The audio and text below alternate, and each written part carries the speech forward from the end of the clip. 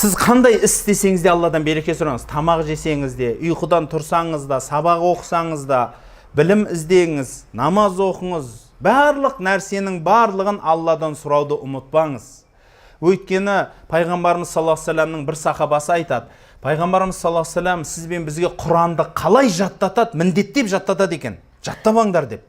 Мен барда жаттап ал деп. Қалай жаттатады, дәл солай бізге истихара дұғасын жаттататын дейді. Истихара деген дұғаны білесіздер ме? Намаз бар истихара деген. Сіз егер таңдаудан қайран қалған кезде оқылатын намаз. Яғни бір жерде таңдау түсіп тұр. Қайсысын таңдарыңызды білмей тұрсыз. Дәл сол бір кезде Алла тағаланың бұйрығыменен пайғамбарымыздың үйреткені бойынша таңдауды кімге тастайсыз? Аллаға қоясыз. 2 ракағат намаз оқисыз да дұға тілейсіз. Дұғаның мағынасын қараңызшы қандай кереметтігі. Аллахумма инни астахирука би илмик. Раббым, мен сенің білімің менен таңдау сұраймын. Ва астақдирука би қудратик. Сенің құдіретің менен сенің мені демеуді сұраймын. Фа иннака та'лам ва ла а'лам, фа иннака тақдир ва ла ақдир. Сен өлшеп бере аласың, сенің құдіретің жетеді, менің құдіретім жетпейді. Имкана хазал амр, сонан соң барып дұға айтылады. Аллахым, мына таңдап атқан ісім, егер менің дүниеме, дініме, ақыретіме жақсы болатын болса, онда маған бер, және жеңілет соны.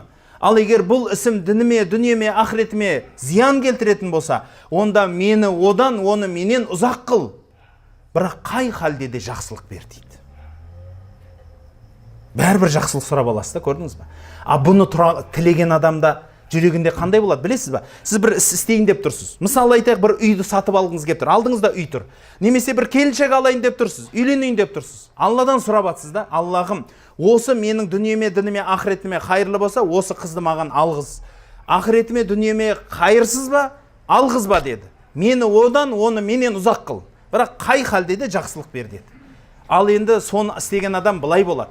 Сіз егер үйленіп кетсеңіз, онда Алла сізге қайырлы қылған үшін үйлендіңіз, қуанасыз. Дұрыс па?